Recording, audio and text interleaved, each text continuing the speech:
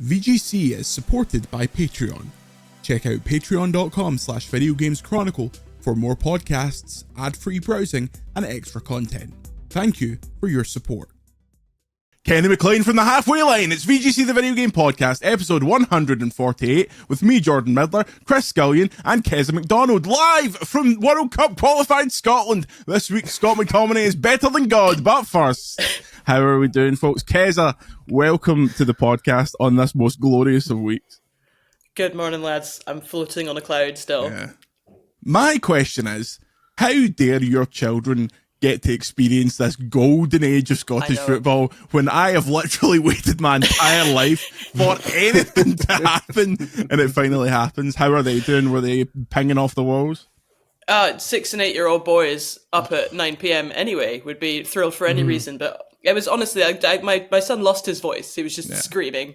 He was completely hoarse by the end of it. It was marvellous. I'm only slightly jealous of them. Last time we were in a World Cup, I was 9, I think. And now my son is 9. I was 3 or 2 or something like that. So no sentient. My Scottish footballing highlight before this kind of Steve Clarke era of qualifying was James McFadden scoring for 900 miles away against France. That I was happy if that was it. If I'd this is it. Seen that, but this is the thing about being a Scotland fan, though. Like, you're just happy to be there. You know, I've been training my children that we're happy whenever we get a goal at all. For any, just that's the win. And so now to have actual winning happen. Serena was just going down at bed when it happened, when the third and fourth goals came in. And I was like, ah! So she came downstairs, wondering what was going on, like, why his dad's screaming. And I'm like, she doesn't care that much. I'm trying my best to get into football. She doesn't care. Like, video games she'll love. I'm happy with that success. She doesn't care about football. And I'm like, look! And I'm showing her the replays of the goals, and she's like, I'm like in tears. I'm like, the last time this happened, I was 15. I'm 40. She's like, can you explain it to me in Splatoon terms, please? I'm not sure if I'm interested. Imagine if England Girl hadn't been fucking. So it's insane to go from absolute total failure to watching one of the best players in the world play for Scotland score a 95-foot overhead kick within 3 minutes. It's just like, what is going on? It was extraordinary. Shout out to Celtic Football Club for making the whole thing possible. First of all, for Kieran Tierney winning the game for us, and second of all, for Kasper Schmeichel being an absolute shadow of a man to let in all those goals. But I mean, we'll get there, and Cape Verde will beat us 4-0 or something. And that'll be the end. But again, we'll be happy to be there. That's the key. The key to it all is just because my children are half English, you see. So but we won't hold that against them. Exactly. You know, we'll have to just, they are who they are. You can't pick who your children become. And so they're used to seeing England win all the time. And like actually win tournaments now. And so they've been a bit weird on Scotland because we never win anything. But I think they're finally starting to understand it's much more fun to support a team that only wins sometimes or very occasionally wins than it is to win. Because there was no celebration in England when they qualified. Obviously, they just expect it. Whereas we're out here like 3 days later, I'm still seeing people like walking down the street with arms permanently aloft. There are some fires still smouldering. It's a weird.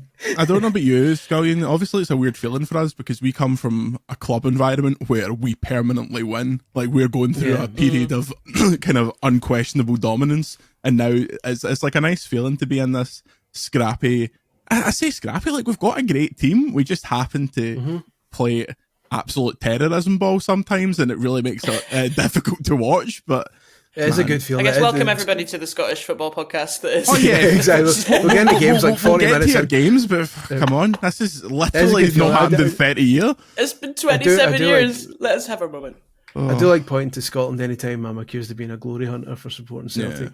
Like, all you ever do is follow the team because they're winning. I go, well, I also support Scotland, and I'm very heavily recompensed. It's not as if you're a Celtic in 2010 Spain fan. Like, I think we're okay here. Like, national football is a wondrous thing. I remember when Scotland qualified for the delayed Euro 2020, the one that they had in 2021. I was at Download Festival on the night of the Scotland England game.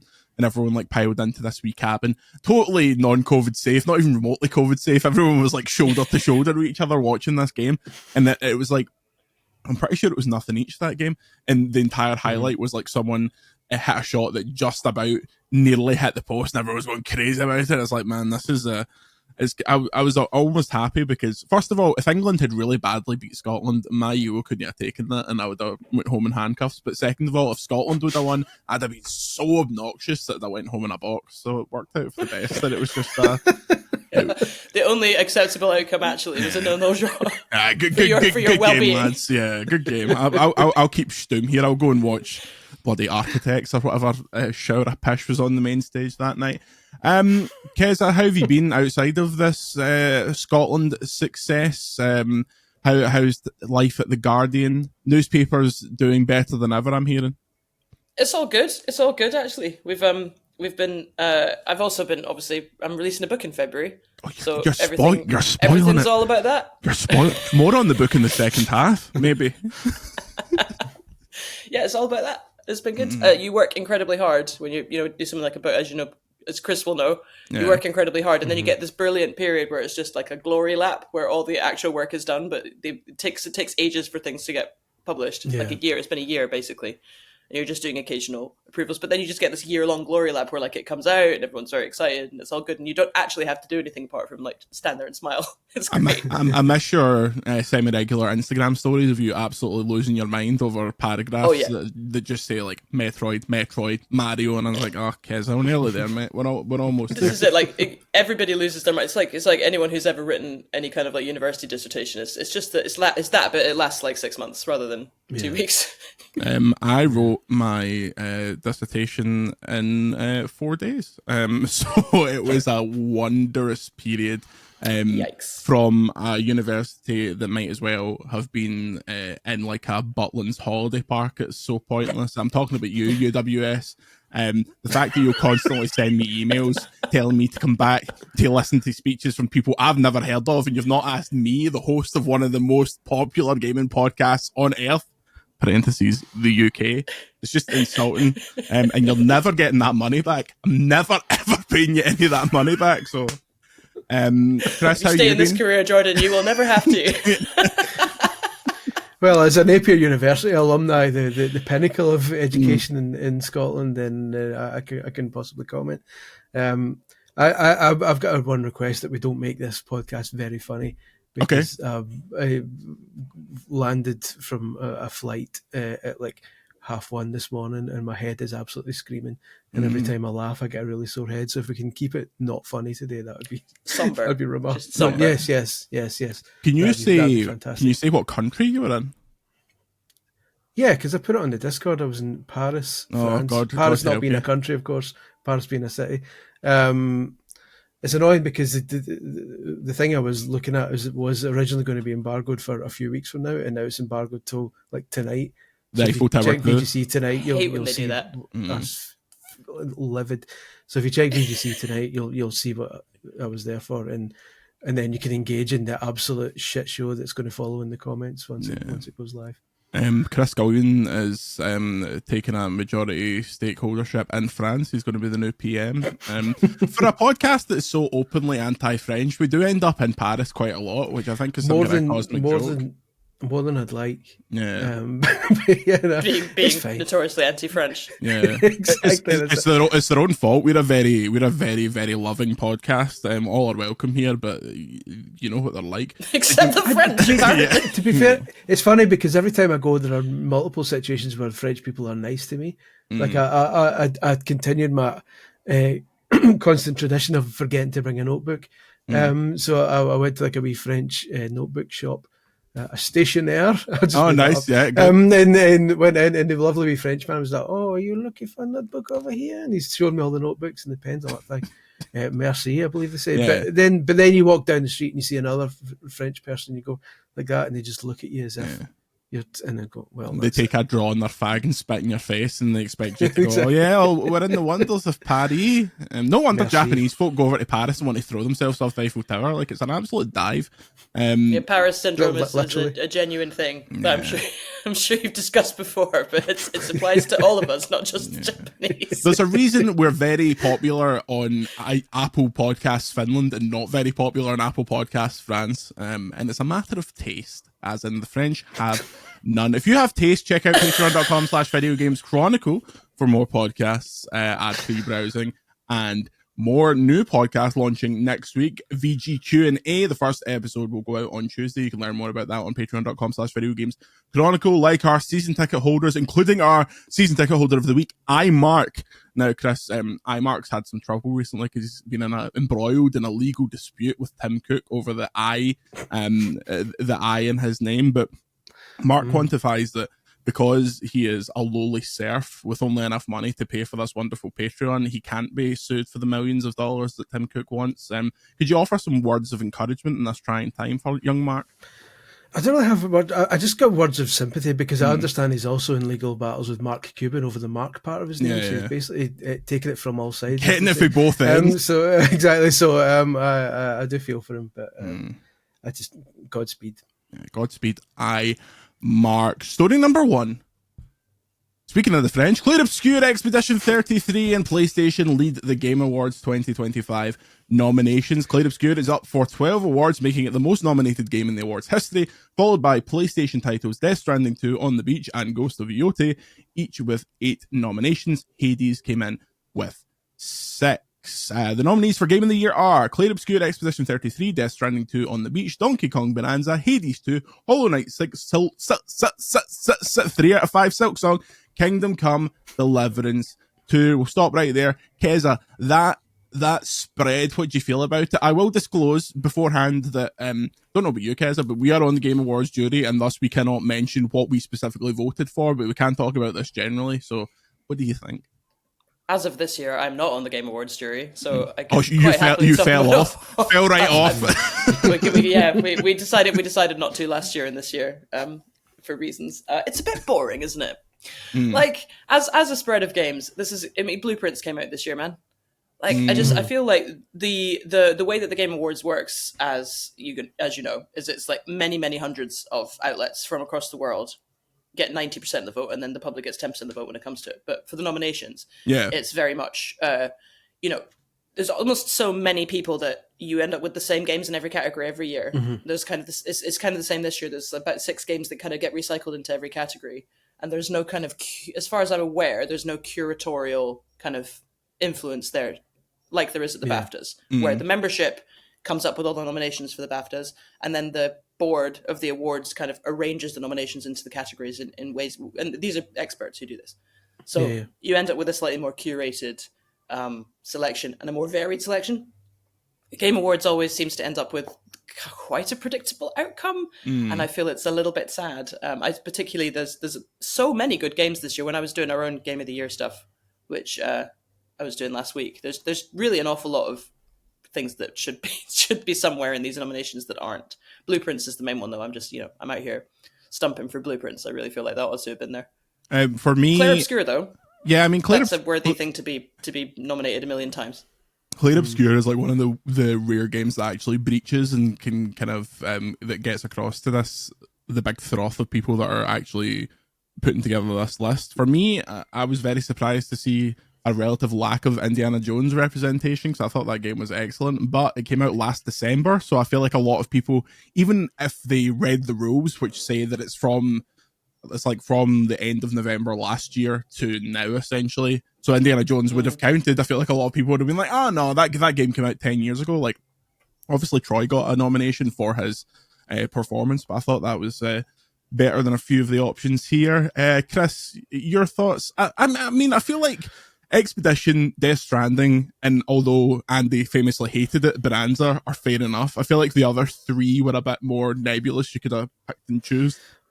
It's weird because I'm obviously in the part of my career now where I can't be arsed reviewing AAA stuff. So I'm basically like I'm kind of out of the Game of the Year loop because I didn't really play many of them other than Bonanza, which I really like, but I would imagine there's stuff better than it.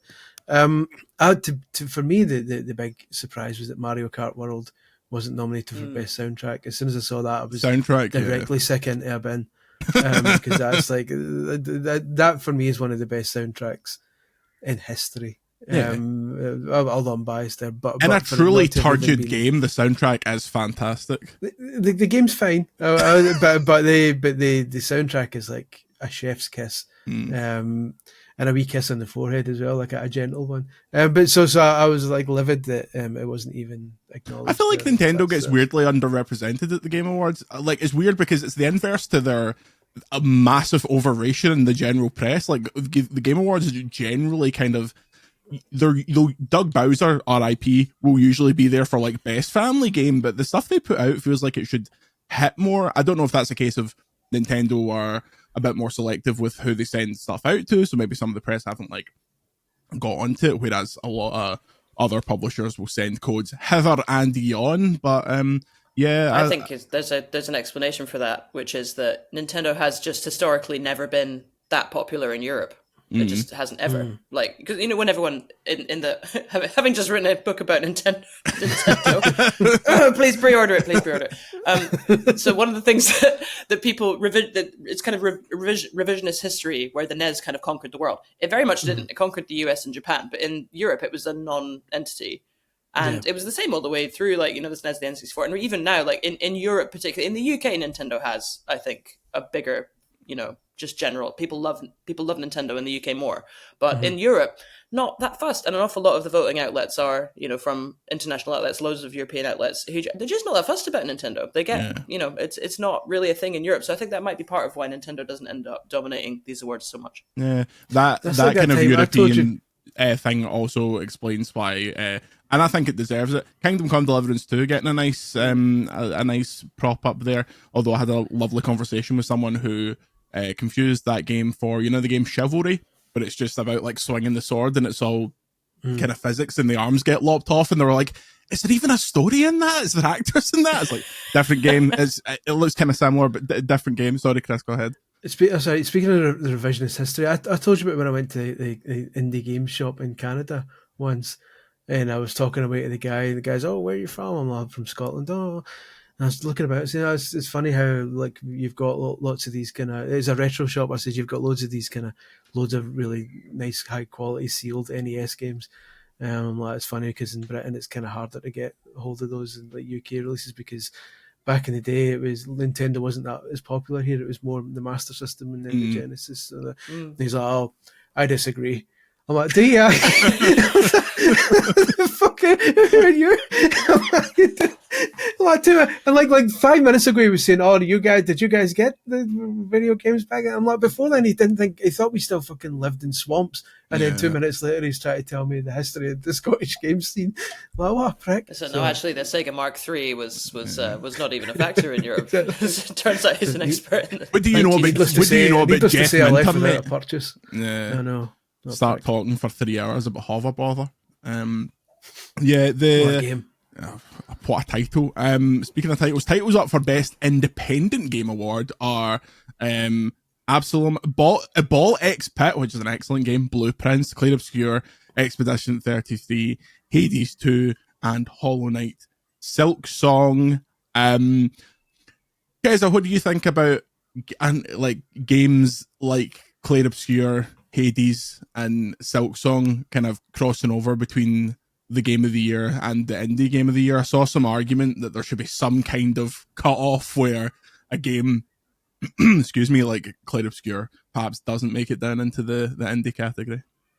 This is so hard because like the what is an indie game conversation I may have had 4,086 times now, and it really just depends. It's kind of, because a lot of, I think indie is sort of a matter of taste as much as a matter of who made it. It's vibes, and it is vibes. It's a vibes based category. But if you have two categories, that one's basically designed to give undersung games a go, and then it's the same games in both those categories, then you do wonder like what's the point of the undersung one, and then you think. There's two solutions there. Either you somehow just automatically disqualify anything that's up for best game from best indie game, or you just get rid of best indie game. You just get rid of it, because is it a meaningful distinction anymore? I'm not sure it is. I mean, Silk Song will have sold as well as anything this year, I think, won't it? It'll have sold well beyond EA Sports, etc. It'll have sold as well as most of the games in any other category. Does that, just because it's got a small team size, does that make it indie? Is it the vibe? I Hades 2 is currently part of a massive promotional campaign from Nintendo. Like, it's not exactly this little struggling itch.io game. I remember the Scottish... I was going to say the Scottish Game Awards, the finest awards ceremony of all time. They split their indie game into best large budget and small budget indie game, but I suppose that then brings in a whole new kind of range of arguments. Budget, yeah, exactly. So get your tax returns out. We'll audit them live on stage, and we'll decide. Thrilling! Make for thrilling television. That. Yeah, I agree. It's all because like if you were to exclude anything that was best independent game from Game of the Year, it'd be like, well, why can't an independent game become? Because I fully expect Clair Obscur to like sweep every award this year. Like it's just even though Clair Obscur is an excellent game, I think there's arguments for other games, but the momentum's with it. You can at the Golden Joysticks last night, while Andy was drinking 99 beers, you could see they won everything. So I think that's very much where the wave is. But if you were to suddenly it's become emblematic of something, Clair Obscur. You know, it's like in this time where games are getting fucking boring.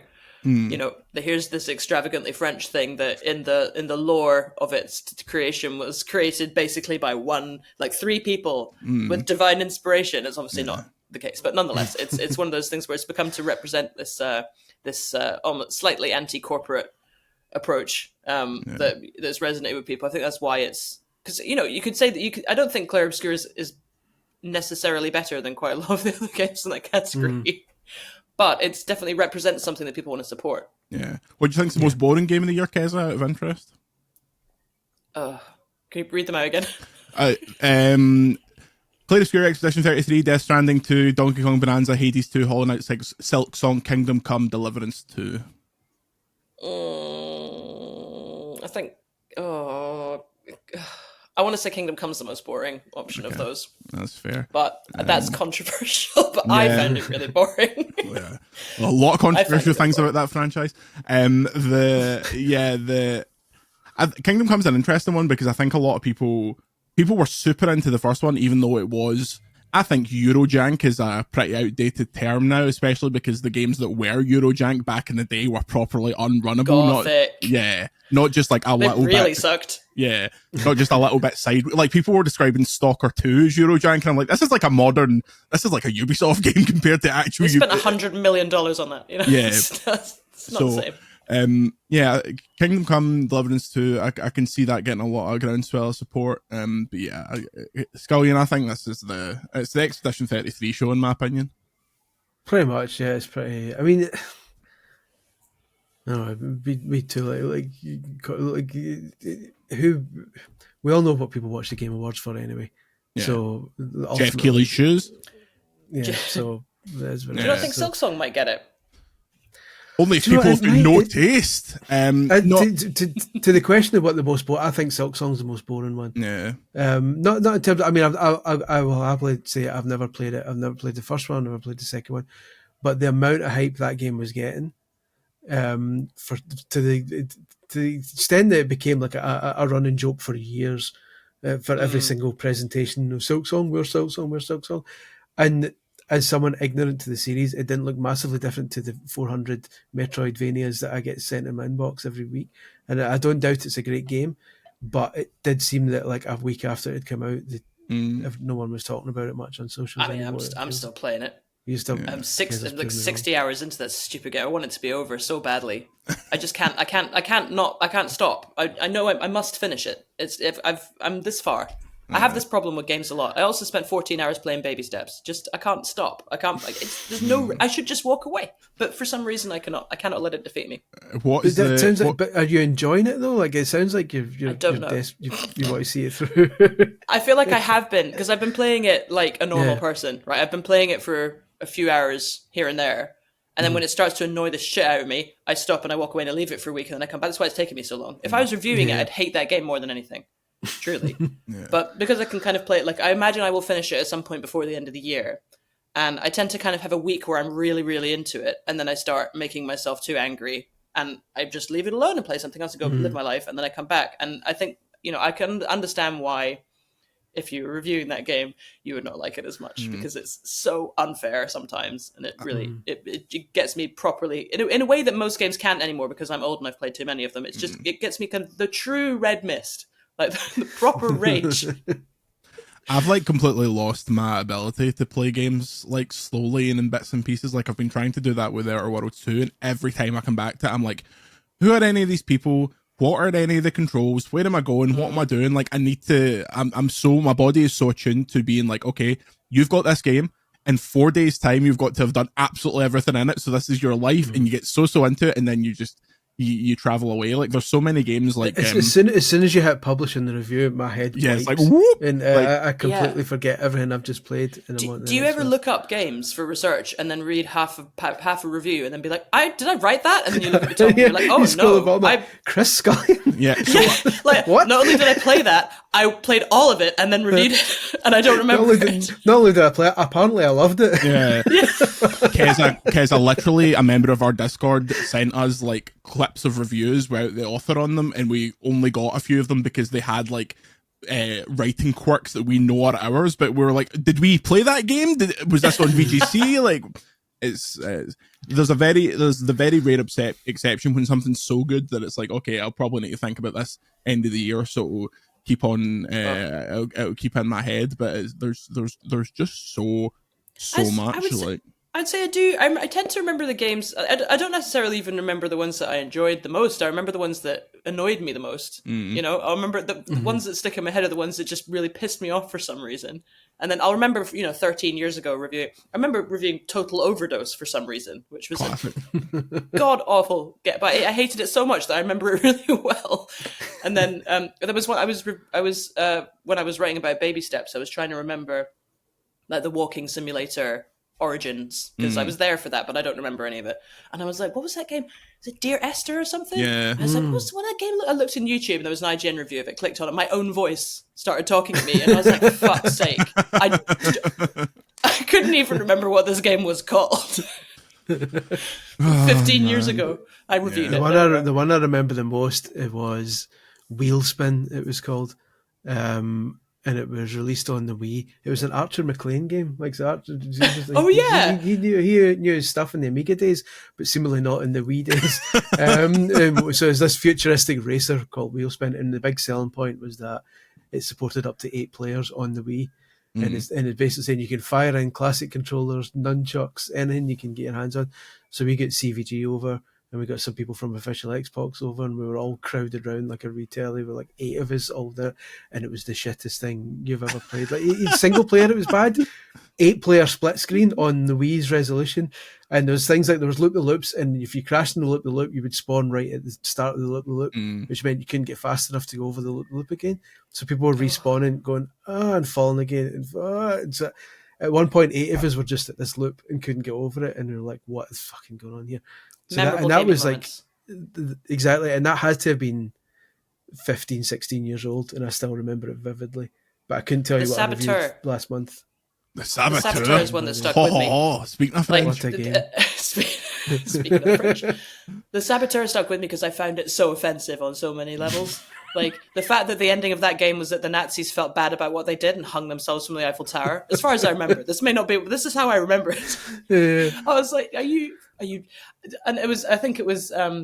God, that must have been a very long time ago, and I remember with detail every moment that really massively pissed me off in that game. Was that with the DLC installed or not? I was just about to say there was something dodgy about the DLC. Yeah. Was that what it was? It unlocked breasts. Yeah, their version. I think in the titty bars in Paris, you could go look at the breasts and the DLC. I literally forgot about that as well. Because of the online pass era, this was an EA published game. If you didn't buy the game new and you went into the strip clubs in Paris, they would just have the twirlers on. But if you had a new game or you paid a tenner, full tits. So I mean, full tits. that was me flash. It did say on the box full tits.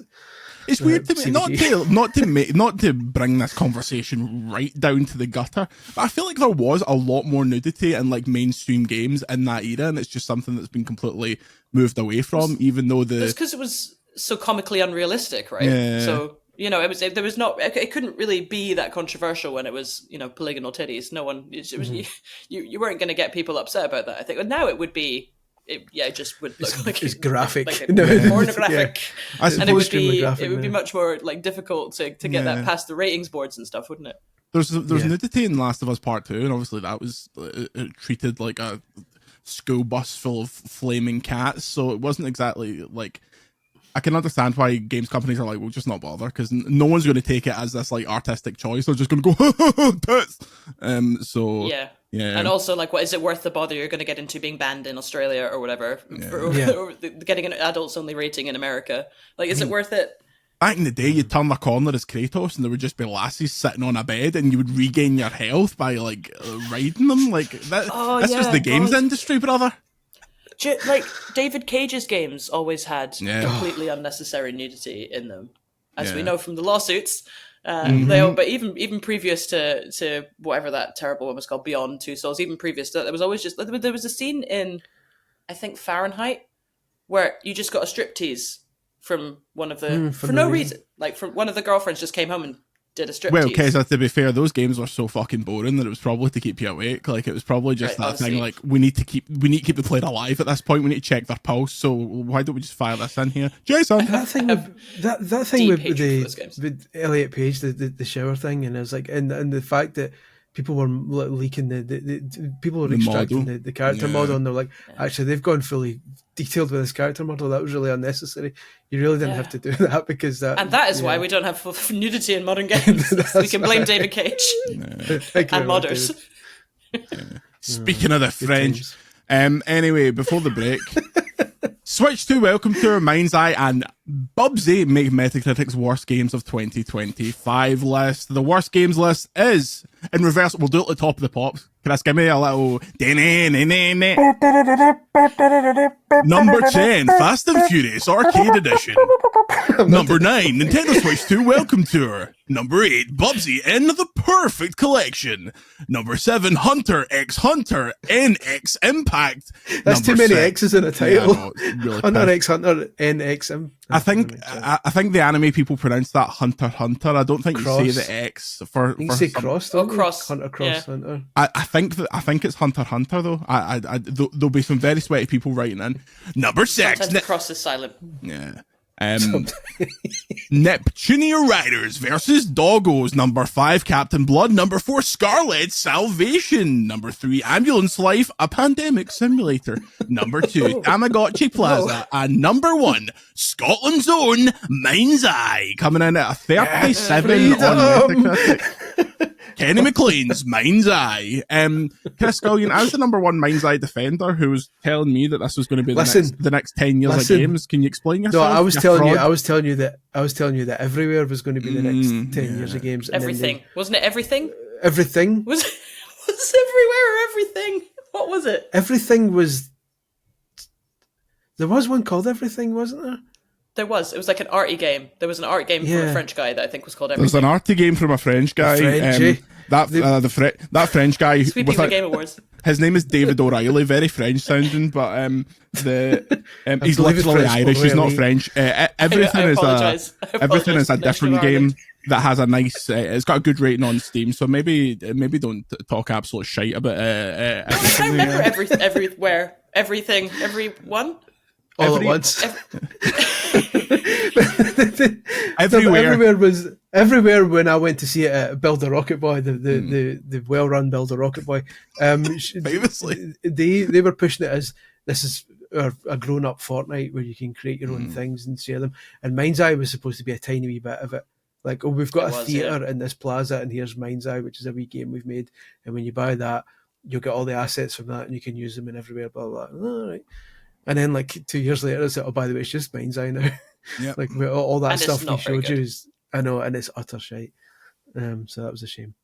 I think that I was the nadir of this was when we were in Los Angeles in Hollywood at the IO Interactive party, which Mads Mikkelsen was there. He was there to talk about Everywhere. No, they were talking about Mind's Eye about 24 hours before it was meant to be released, and not one single member of the press that was in LA had the game to review, and we're like, maybe it's always a good sign. Isn't the one. Mind's Eye is the punching bag this year. I'm not that surprised to see it so far down. Chris Scullion's Nintendo Switch 2 welcome to it at 54 on Metacritic That's at bullshit, number 9. Frankly, that's bullshit. Look, I look, when we were all doing the Nintendo Switch review event stuff, every time that I played Welcome to, I was like, this is shite. I'm sorry, this is bad. And everyone was like, no, it's actually secretly brilliant. I'm like, no, it's not. It's just really, really bad. Like, I've just had to guess the frame rate of a ball passing across my screen. That's not a game. That's some bullshit. I've hated it. never been so I feel thrilled by vindicated. frame rates. I liked it as a wee I feel truly educational piece. I think in terms of gameplay, I thought but it's not. It's bad though. It's not. I learned nothing because I was so bored and angry the whole time I was looking Does at the it. tenner scunner it? Does the fact that you have to pay for it absolutely scunner it? I feel like no one would have cared if it was just free. Yeah. Yeah, if it was like, here's an introduction to your new Switch, it's really boring, guess the frame rate, then I would have been like, alright, fine. But it's the fact that they have the gall to charge you £10 for a really... They even quiz you, they even give you homework in it. You can't get into the next bit until you kind of answer correctly what kind of processor it's got. I don't care about this shit. It was so boring. I learned purely for the purpose of the end of bit quiz, I learned about the function of the accelerometer, and I was like actively angry that information resided in my brain. I didn't need that. So yeah, I feel vindicated.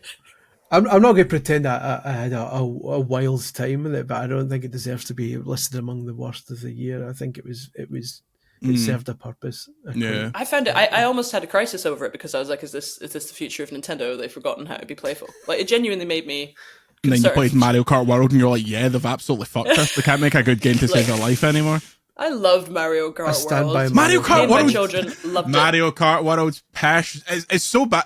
In the context of 8 Deluxe, which is maybe the best kart racer ever, like it's such a step down from that. They did the right thing though. You can't beat 8. You can't beat 8 Deluxe, so you got to go in a different direction. 8 Deluxe Double Edition. World shit. See, they will probably bring it out again. Yeah, they will. The open world shit would have been fantastic if they hadn't absolutely like when we were watching the trailers for it and stuff like that. I was I'm pure up for this, but they absolutely bungled the execution of it. The fact that there was like no map, no checklist, like when you actually started playing that game, it's like what are we doing here, Nintendo? I think they'll add it in. I honestly think like there'll be a big update next year, and it'll be like, now there's lots to do in the open world. Now it's good. Yeah, because I was very disappointed by the open world, partly because you couldn't play it split screen. And that was mental as well. Yeah, tool around with your pals. It's like, well, or not tool around by yourself in a quite sterile environment. Like, why? Yeah. But they introduced the split screen. I think it'll just get better. I think it'll get better. That feels like a sort of game that's they're still going to be adding stuff to it in a few years from now. This feels like a over the life. Yeah, this feels like a over the life of the system type game where the map's going to have wee corners that open up at some point, and hopefully they'll start bringing the crossover stuff in. I was going to say my daughter's devastated that Inkling Girl isn't in this one. She refuses to play it. It is weird that they started doing the kind of like Smash Brothers kart stuff in the last one, and then just were like, no, it's the Mario crew now. You can get all your Zelda to absolute fuck. Speaking of, just before the break, we need to fit this in. The official photos from The Legend of Zelda live action movie have been published. You will remember from the episode of this podcast where Ben Starr had a breakdown about not getting cast that Bo Bragason is playing Zelda and Benjamin Evan Ainsworth, I wonder if he was privately educated, is playing Link. I think these photos look cool. I like the vibe. It looks like they are up the braes of Paisley, which is appealing to me. That was what they were going for. That's what Hyrule was based on famously. It was Shigeru Miyamoto's childhood explorations of the west of Scotland. Yeah. Miyamoto said, I've always been inspired by Renfrewshire. Yeah, I've always loved Foxbar. Foxbar in Japanese does translate to Hyrule. So, Keza, you're Mrs. Nintendo. What do you think of these? I think I'm cautiously optimistic.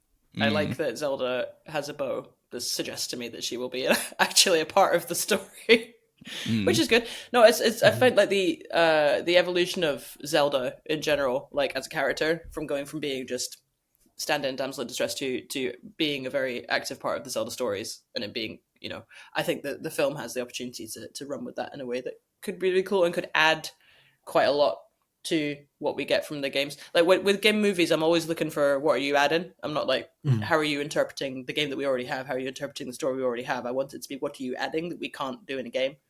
And yeah, cautiously optimistic. I do think the style looks pretty cool. I want to see what the battles look like, though. Yeah, I want to see what the... Like, is it going to be rubbish CGI moblins, or is it going to be like, what are they? How's that going to work? Yeah. I want to see that. Scullion? I agree. I'm just checking something just now because I need to make sure I get my facts right. This is a world first to the VGC podcast, fact checking mid podcast and not just saying things. Just like the 95% public rated Rotten Tomatoes Super Mario Brothers movie, which gave Peach more of a kind of a heroic role. I'm hoping the same as Keza that Zelda gets more action. My only thing is, I think I saw the photos and I was just like, yeah, because I think the problem is we've seen decades of Zelda and Link cosplay. Like photos, and lots of cosplayers get professional looking photos like that taken.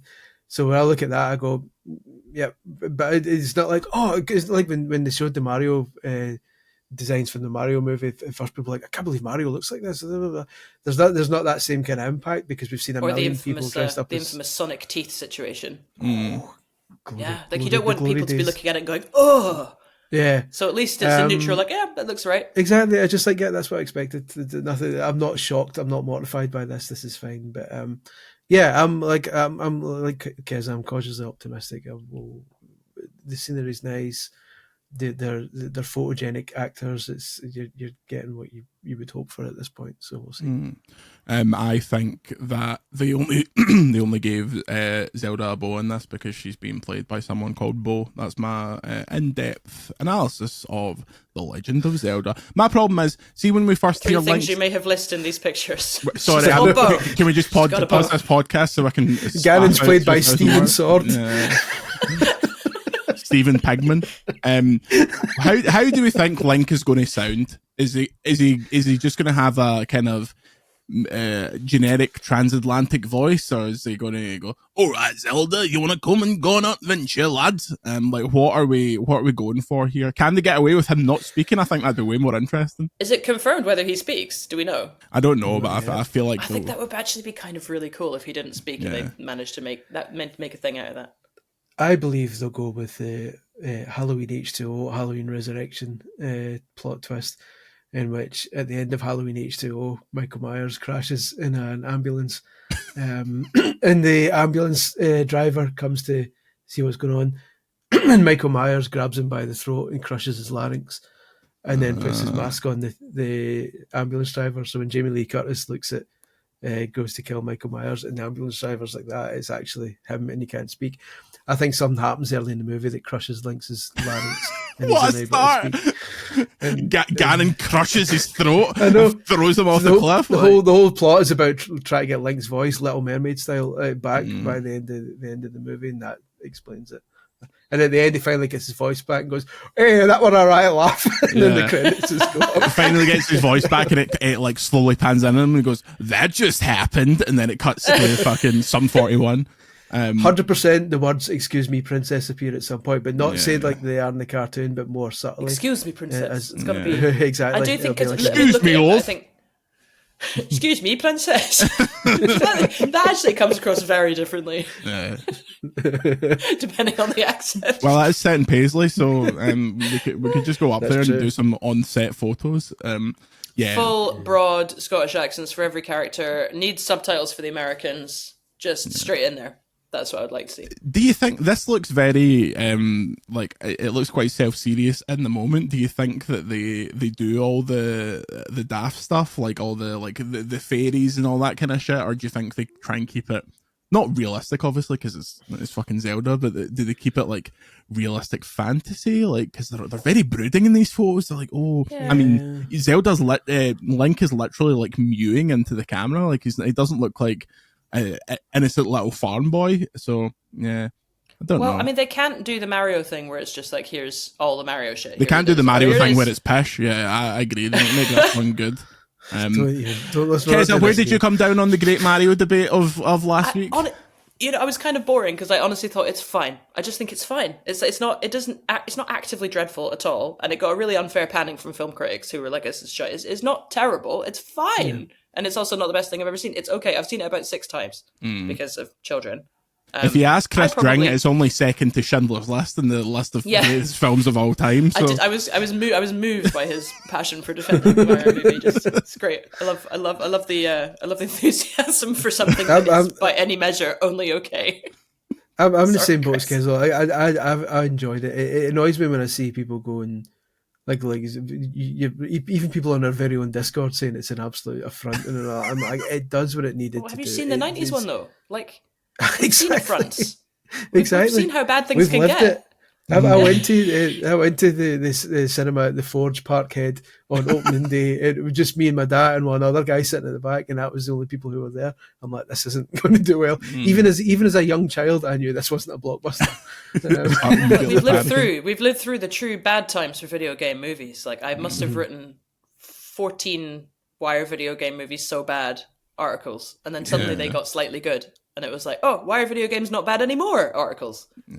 Speaking of which, Indiana Jones syndrome for the game, the Indiana Jones syndrome for the Game Awards. Why is Sonic 3 not in the fucking? Yeah, that is weird. Like, I'm famously no fan of Sonic, but people seem to love that. Because it came out just into the cutoff point. Yeah, it was released like 2 weeks after it starts. And again, it's going to be the same for Metroid Prime 4 if it's good. Obviously, we now don't know. But if Metroid Prime 4 ends up being good, because it's December. Samus, you've got to shoot that thing, Samus. Get over there, Samus. Oh, this is pretty scary, Samus. Can't wait. I love him already. Yeah. I love him. We'll see. So it's a very easy cosplay for Chris String, is all I'll say. When we come back, we'll be talking about Keza's book. We'll be talking about Slim Shady. And we'll be talking a whole lot of nonsense. Patreon.com/Video Games Chronicle. We'll see you in a minute. And we are back. You may have missed it because she's only mentioned it 25 times, but our dear Keza has written a book. Keza, give us the spiel, give us the elevator pitch for your book. It's here. This is it. There it is. Lovely. This is the American cover, which I like because my name is really big. I was going to say, the one I've got has got a sideways cover. Is that how it's going to come out in the Have you UK? got it? Have you got it to show off? Have you got one, by you any prick? chance? Did you happen to have it right there? It's literally in my girlfriend's house because I was reading it the other night. So here it is. Yeah, I don't have any Keza MacDonald's book. Super Nintendo. So yeah, it's called Super Nintendo, and it's a cultural history of Nintendo. So it is. The way that I explain this to normal people is that if you want to understand humans, you have to understand play, because that's one of the things that we do as animals. And then if you want to understand how play works in the modern world, you've got to understand video games. And if you want to understand video games, you really got to understand Nintendo. So it's a book about Nintendo, but it's also a book about why we play games at all and what makes them such a compelling thing for us, and also how they've become a cultural force in the last kind of 40 to 50 years and the kind of steps along the way. So it takes in, and basically it's structured after, so there's a Mario chapter, a Zelda chapter, Pokemon, Metroid, and every one of those chapters is an excuse for me to talk about something else. So you will get like lots of really cool development details about all of Nintendo's franchises. But Kirby, for instance, we talk about Kirby, but then that's a way in for me to talk about Satoru Iwata, whose nickname within the company was Kirby.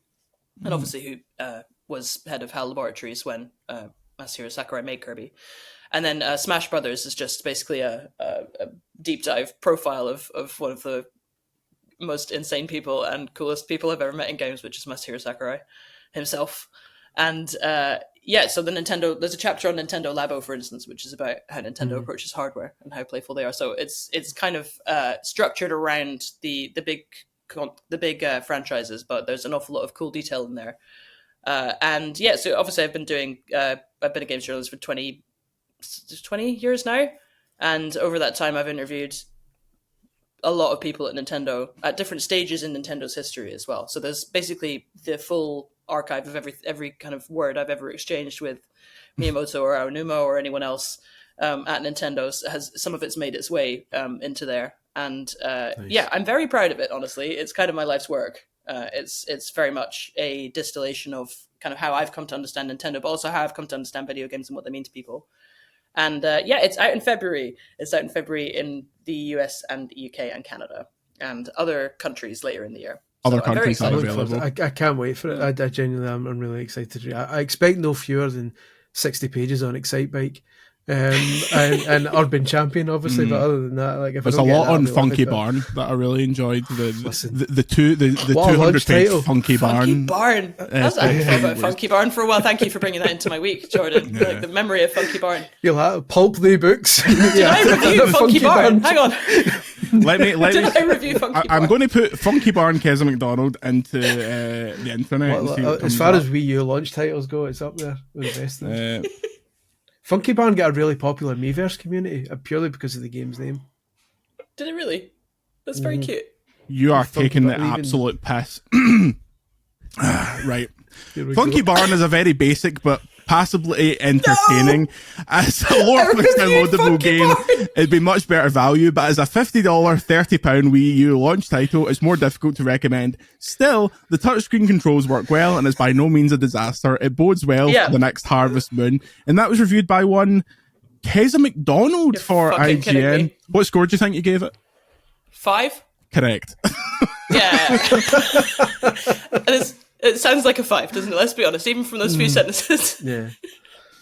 Oh, this is a fantastic treasure trove of Keza MacDonald reviews here on the old IGN. Oh, great. The Legend of Zelda: A Link Between Worlds. What do you think you gave that? Oh, that I loved. That I still think that's one of the best Zeldas. 9.9, 9.3, something like that. 9.4, close but no cigar. It's close, but it's not right. You apparently reviewed 4 different SKUs of Just Dance 2014. I sure did. Yes. It looks like you may have just copy and pasted the review 4 times, which is lazy. That is how our database did work at the time. Pikmin 3, what did you think? What do you think you gave Pikmin 3? I don't remember liking it that much. Excellent subhead, I will say. Pikmin 3 subhead, pick of the litter. Very good, very good, very nice. Quite good. Yeah. You gave it... I want to say 7.8, something like that. Is it going to be a 10? What's the most stereotypical IGN score? Oh, 8.2? Other than 10, hey, 8.8. Hey. And 8.8 for Pikmin 3, and genuinely the most iconic review of my entire life, and one that is probably responsible for me doing this. Your Grand Theft Auto 5 review that I read on the train back from uni to go and get my early copy of Grand Theft Auto 5, and when you gave it that 10, I was like, fucking yes, we're back, it's actually good. I'll stand by that. I think GTA 5 was just... GTA 5 is fucking magical.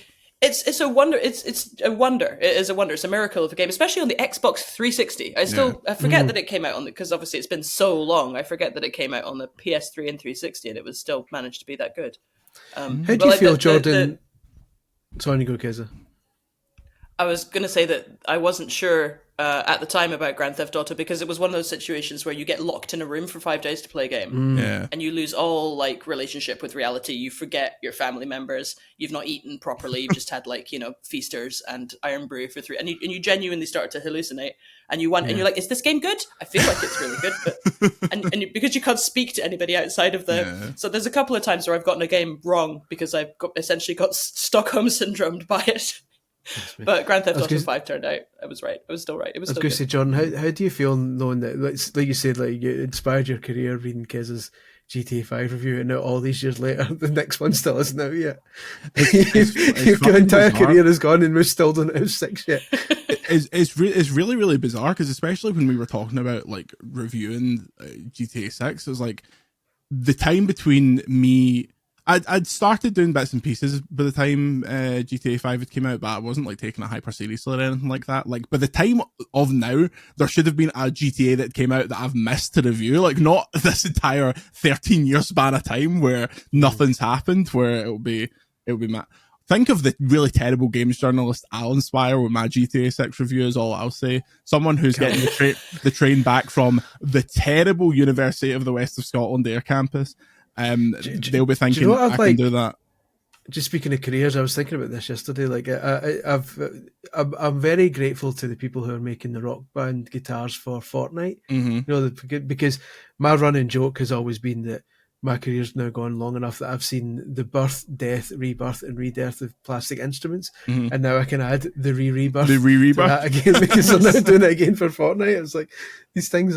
It's incredible. I love it. I do wonder who's buying those apart from me. Yeah, there can't be that exactly, many people that are buying them. I could not fucking believe that they announced they're doing drums, mainly because Fortnite doesn't support drums. So, like, unless you're playing the now delisted Rock Band 4 or Clone Hero, what are you going to be playing the drums on? Like, it's bizarre.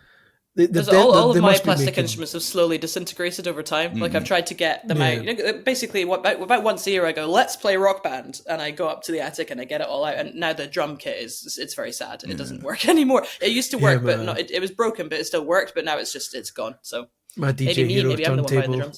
My DJ Hero turntable doesn't spin anymore, which is like devastating. Is that metaphorical? I've got a spare one, I think, Chris. I was gifted one when I was leaving the BBC. I was given one by the wonderful my wonderful producer, and I was like, "This is fucking Calvin Harris." Like, Calvin Harris, DJ Jazzy Jeff, BBC Scotland's Calvin Harris. I've got one of them. The new kind of Rock Band guitars, and they do something that is genuinely revolutionary, where the body like folds into the neck, so it's got a much smaller profile than these massive plastic guitars used to have. My Rock Band 4 drums, which I was one of the only people on planet Earth that bought the full kit for Rock Band 4 because that game did not do well at retail, but those drums have held up, and I bought the cymbal expansion and stuff like that. There's something about I was always a Rock Band guy over a Guitar Hero guy. Guitar Hero's for kids, in my opinion. Rock Band's where the real players play. No, Guitar Hero's for pros. No. Guitar Hero's for pros who focus. They focus on it. Rock Band is for you don't need the social aspect of Rock Band. Just focus on what's on the screen. Yeah. You need Guitar Hero to have like Johnny Cash. You need to unlock Johnny Cash and unlock Kurt Cobain and unlock all those. Because Kurt Cobain was band hero, wasn't he? Yeah, Kurt Cobain and Taylor Swift together at last. The thing that's mental about the Fortnite stuff to me is, like, for the whole generation of Guitar Hero and Rock Band, there was only one or two Guns N' Roses songs in it, and it was those pish. It was like Chinese Democracy, and I think Welcome to the Jungle was in 3, or Sweet Child of Mine. But Rock Band has Guns N' Roses, Metallica, like every big band in the world in all their classic libraries. It's like, this game has a better Rock Band soundtrack than any music game of all time, and it's just buried away in like the 19th layer of hell of Fortnite. And it's fuck it. I wish they would spin it out into its own executable on the PlayStation, because I don't want to have to go into Fortnite, play as Alan Wake, and go into this little room where it's like, okay, you want to set up your... I'm glad that Harmonix hasn't just been like executed in the epic mines, but it's just... Harmonix has such a weird history as well, because they were owned... They bought themselves back after Guitar Hero. They bought themselves back, but then they ended up just having to... like, they never made much money off either Guitar Hero or Rock Band in the end, because I think they got bought by maybe MTV at some point. MTV Games and EA published those Rock Band games, I think. That's right. So they got completely screwed at heart. Harmonix have made a couple of the most like popular games of the 2000s, and probably up there in the top 100 of all time. And they never made any money out of it. And they finally bought themselves back. And then they did obviously the Kickstarter for Amplitude, which I think conservatively 9 people bought, but I played it for 110 hours. I liked paid it. $500 into the Kickstarter. I loved it. I paid $500 for the Kickstarter of that game. Do you know that? Hell yeah! It was because I didn't think it would work. I thought the Kickstarter would fail. And then it came out your bank and you're like, oh fuck. An empty gesture. Last minute, I'm just there. I'm there on Twitter, like, I'm putting $500. This is one of my favorite. I'm putting $500 in, and then it wink, screamed over the line, and I was like, I've made a catastrophic error. And then I got sent, about 2 years after it came out, in the post arrived a really rubbish 3D printed Amplitude like phase blaster. Oh, I was like, devastated. $500. There you go. So yeah, I'll tell you what's underrated was Lego Rock Band, because it had wee Lego avatars of Spinal Tap and Queen in it. And that's all together in Fortnite now, because Fortnite's every game. I mean, genuinely one of the greatest music games of all time, because of the care and the love that you could clearly see that the team had for the band. The Beatles Rock Band is unbelievable. Like the additional stuff they did for that, the fact that they got the still living Beatles to come out at E3, like that was high times that you're never going to see again. There was a story, I can't remember if this was told in the podcast or if it's a story I'm allowed to tell, but fuck it, we're an hour in. All non-Scotland fans are gone. No one's listening anymore. The rumour that I heard was that when the still living Beatles arrived at E3, they all had to be shuttled in from like different doors, and they didn't speak to each other until they got on stage. This was when Paul and Ringo were allegedly a bit. They're good now. Like they tour, not tour together, but they come out at each other's shows now. But there was a frost there. I feel like the Disney and Peter Jackson money has potentially defrosted a lot of and it seems like the Beatle kids are all quite good pals. Like I see like Sean Lennon and Paul McCartney and James McCartney and stuff all hanging out together. But yeah, getting the two living Beatles to come out is fucking mental. Like, yeah, it was the people at Harmonix as well that was there. I mean, can you imagine? Like they're all like enormous Beatles fanatics and just very, very nerdy music fans, and they managed to make that happen. Like it will be the highlight of many of their careers, if not lives, I reckon. It's a wonderful game still. I actually loaded it up last year. It's so good still. Yeah. It's still amazing. The only thing that disappointed me about that game is when you hit the bum note,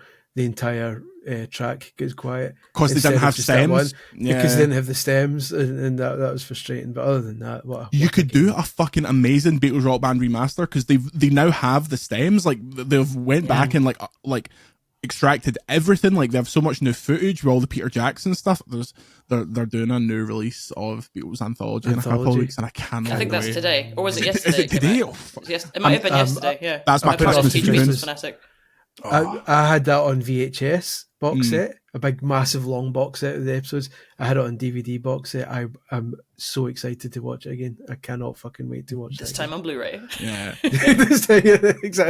They've just made the jump straight to 4K. I'm delighted they've missed a generation. Get Back, the Disney thing is genuinely like one of my favorite pieces of media ever. Like for an entire Christmas, I just got steaming drunk every day and watched Get Back on loop. I've seen it a million times, and it's so long and it's so meandering. You would leave the room and come back in and they're just fiddling away, and then suddenly Paul McCartney gets a brainwave and he's written Get Back. You're like, this guy's like, there is no one on earth of the past 500 years that has the mind of this man, and he's just like, oh yeah, just a little bit of that, let's Get Back, that's pretty good. And then these three even though it's AI enhanced, Jordan, I don't give a fuck. I could not care less. You could not pay me. Degenerative and upscaling, Chris. Could not. Should we get into that? Should we get into a really, really annoying AI? What the different types of AI are and whether any of them are okay? Should we delete the upscaled Zelda trailer I put on? An upscaled Zelda advert up on Twitter a couple of weeks ago, thinking it was exciting. I just got dogs abused, and it's not the same. So I just took it down. I couldn't be bothered like arguing with lots of people. That you should know by now, Chris, that the people that follow us on Twitter are absolute brain dead serfs. So just don't engage with them. Speaking of brain dead, I think you should know by now. You just can't put anything on the internet. Just stop posting. Essentially, we're not even going to publish this podcast. Yeah, that's just going exclusively to the season ticket holders on Patreon.com/VideoGamesChronicle.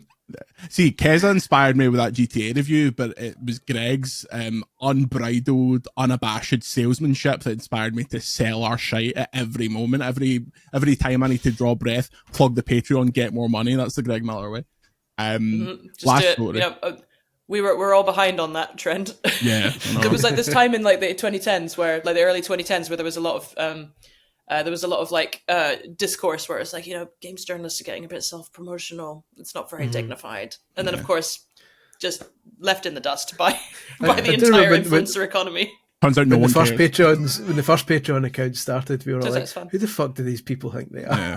Literally when a few people started like putting up on Patreon, everyone's like, oh, the audacity. Like the shit. And now it's like a complete, and it should be like, it's not even it definitely wasn't jealousy. It definitely wasn't jealousy. No, it definitely wasn't. I wish I could do that. It definitely wasn't seeing like the thousands of dollars they were getting a month and going, oh, that's just shameful. Yeah, it's so funny though, because there still remains a divide, I think, between US and UK where we just struggle a lot with just general self-promotion. So in not summary, me, on you go, Jordan. On you go. So Jordan's a new generation. Does not give a shit. Yeah, I truly don't. Final story. That Xbox thing was last night, and the most interesting thing to me was the next Hitman Elusive Target. Eminem will hire the player to kill Slim Shady, which I think is excellent. But it led me to think, idea. Who else are we getting for Elusive Targets? I've said for some time that I want a wrestling themed one set in an arena, so you can go backstage and you can like go up into the rafters. I know there's one in I think Absolution when it's maybe they won't let you go up into the rafters. Good point. Not after that. The idea being that, Agent 47's this new wrestler getting a tryout and you have to do the entrance and stuff like that, and maybe while you're wrestling you take things a bit too far and you break the guy's neck. Like, maybe the WWE wouldn't endorse that, but that's... I was going to say, maybe a bit of a brand issue. Yeah, you start taking liberties. You start working yourself into a shoot, brother. I would love that. Like, between Mads Mikkelsen, Bruce Lee, and Eminem, like, I don't know where you're at with the modern Hitmans, Keza, but I absolutely love them. Like, IO is such a wonderful wee run at the minute for me. I think they've done brilliantly with Hitman. Like, because it was always one of those almost good games. You know, historically, it was almost good. It was never quite great. It was always a wee bit awkward to control. You couldn't quite do exactly what you wanted when you could visualize it, and they've got rid of all of that stuff. Yeah, it's now just perfect. Yeah, like almost frighteningly perfect. It's one of those games where I explain the premise to people and they're like, "Hey, is that okay? Are video games okay?" And I'm like, "Yeah, I mean, we're past that." 15 years ago, man, we decided it was fine. But yeah, it's I think they're doing an amazing job. This is a fantastic tie-in, like really good. I'm also just separately very excited for IO's James Bond game. I think that'll be absolutely banging. They also confirmed that the Aston Martin's in that, like, they're doing all the brand stuff, which people seem to be like, oh, the brands and games, but it's like that's integral to the James Bond ethos. Like, it's always been about brands. It's always been about the watch and the suit, and like, yeah. I think that looks really, really good. For me, IO, my only worry is when they're like, okay, we've done Hitman World of Assassination since, I think it was 2016 that first one came out, maybe 2017, and from then till now, that game has just grown, and now it's got 3 games worth of stuff in it, and all the elusive targets and all these extra wee bits. Like, have they backed themselves into a corner, Chris, where they can't there can't be a moment where they're like, well, that stuff is away now, or do they just have to be like, okay, you will always have access to all of this, but we are still using an engine from like when Obama was kicking a ball, so we need to move on to something different now? I don't know. They seem quite happy with what they're doing just now. Yeah. I think as long as they can continue to keep this content coming, like they're going to run out of celebrities soon. They'll go kill them all. I know exactly. They've murdered the entire like Hollywood star parade. They're all gone. They have to do the ones who are already dead. You know, when it starts kind of like it's raining, you have to go and kill Gene Kelly. Yeah. That's when you know they're kind of running out of ideas. But no, I think they need to keep it. It's good that they seem to have suddenly lost the appetite to be publishing other people's games all of a sudden for some reason. So I'm glad they can now kind of focus on their own stuff. Didn't they didn't they slightly change their name during the Mind's Eye thing? Wasn't it like it's not? They got IO out of the name of the They removed the IO from the publishing partner's subsidiary name, and I'm like, that's interesting. Not us. I don't know. I don't know if we said this on the podcast, but again, I don't care.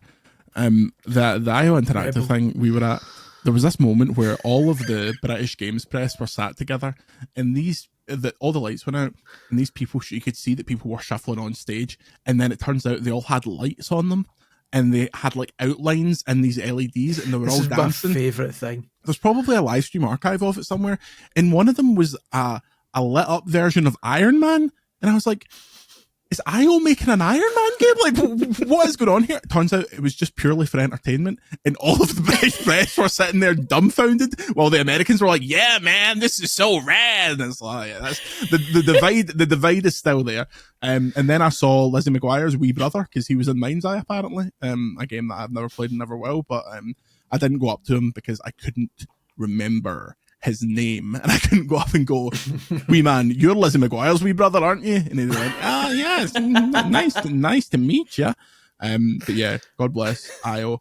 If they do another thing next year and we're invited to it after slagging them here, I want more dancing. I want an hour of dancing and then 5 minutes of James Bond. That was I genuinely enjoyed that wee performance. It had nothing to do with anything. But I've just remembered. I've just remembered out of nowhere when I was researching the book about Smash Bros, the chapter about Smash Bros, they did at one point have a Nintendo wrestling, like an amateur wrestling whole event. Yeah, with all the Smash Brothers like just in stupid Smash Brothers Nintendo suits. And the thing that's interesting about this is that there exists no footage of it. It is lost media. Like, it happened. We know it happened, and people were there, but there's no footage of it anywhere at all. And I'm just really hoping that one day when I'm like 68, someone somewhere will find some archive footage of the Smash Bros. 1999 amateur wrestling tournament that they took back this promotional activity that took place in New York, and I will be delighted to see it. That's how your final breath, you'll just go like, well done, Donkey Kong. Like there was for the launch of Pokemon Legends ZA, they teamed up with CMLL and had all the luchadors dress as Pokemon and fight each other, and I was like, fucking, this is my dream. I live in the best timeline. That's pretty cool. To be fair, that's quite cool. Before we wrap up, presumably being the inspiration. Yeah, Hall Lucha and Machamp was the main event. It was excellent. Are you playing ZA? The family playing ZA? Oh, you are, because I saw it on social media. That was a false question. This is like a Graham Norton show. Tell me about Pokemon Legends ZA. My children are very inspired by the fashion of Pokemon Legends ZA, which I'm finding it's just very cute. Like we at the weekend they went and kind of raided all the cupboards and found a bunch of caps and gloves and stuff, and now they're a dance troupe. So nice. That was entertaining. We're really enjoying it, ZA. So I'm quite bored now because it sends you around on so many. We're like, I think we're quite near the end, but it sends you around on so many little stupid boring jobs. In between, I liked it when it was just you battled at night, you caught Pokemon at day, you battled at night, you caught Pokemon at day, and now it's like I'm doing jobs for some syndicate, for some crime syndicate. Oh, you're on the loan shark section. Yeah, I'm on the loan shark, and I've had to explain the concept of a loan shark to my children like 3 or 4 times over. And I'm like, it's actually quite complicated. Every time we get back there, they're like, why are we still doing these jobs to these awful people? And I'm like, because we owe them money, because they took the interest, and then they've glazed over and they don't care anymore. So that was the moment during the review. I was like, how long is this game? Because it feels like it's setting you up for like a whole act's worth of stuff, and then you do like 2 missions for them, and then that's it. But I was like, this is a very weird sojourn. Also, they're like, you was X amount of money, and I had like 5 times that much because I'd been like grinding and battling and selling stuff. I was like, is this going to be like a funny RPG moment where I can pay this and pass it off? Like that'd be pretty good. But it's but generally really enjoying it. It's a very good family play because I'm the person with the controller when we play games as a family, because like there's nothing worse than watching 5-year-olds, 6-year-olds, 7-year-olds try to play video games. It's awful. Terribly infuriating. I hate every minute of it. But yeah, they play games by themselves, great. But like if we're playing as family, I'm the one with the controller. I don't have time. I don't have time to watch you fail that jump 16 times over. It's not happening. But Pokemon is currently the motivation for my youngest son to learn to read, because once he can read, he can play Pokemon by himself. It's going to be great. Yeah. I tell you what, Animal Crossing is a fucking awful game for playing with a 7-year-old, because when she loves Splatoon, so when she saw that Splatoon stuff was coming to Animal Crossing, she's like, I need to get. So we set her up with her V10 and everything, and she said, "How do I get a house?" I'm like, mate, I don't remember. It's been years. And so me and her are playing through it, and she's every single thing you could potentially do in that game needs a proper explanation, and it's not as intuitive as you would think it is for like young kids. And I'm like, mate, I can't even leave her to play it herself because she doesn't get it. I left her for like 10 minutes at one point, and she basically went to my house and stole all my shit. And I'm like, it's like, yeah. So, I don't approve of Animal Crossing as a family pastime. Well, that'll be it for this week. What are we up to this weekend? Keza, what's your plan for the weekend? Before we get into something for the weekend, where can people pre-order your book? And is there a VGC discount code, 10% off? wait till February. We'll see what we can do. You can get it. You can get it from everywhere. It's on Waterstones. It's everywhere. On the game that became everything. She means everything. Okay, yeah. Everything. Everyone. Actually. Okay. You could get it. Like Waterstones has got it, and the Guardian Bookshop's got it. If you want to support my employer as well, and in America. It's everywhere basically. Just anywhere that isn't Amazon. It's on Amazon. Just buy it from somewhere that isn't Amazon, because they suck.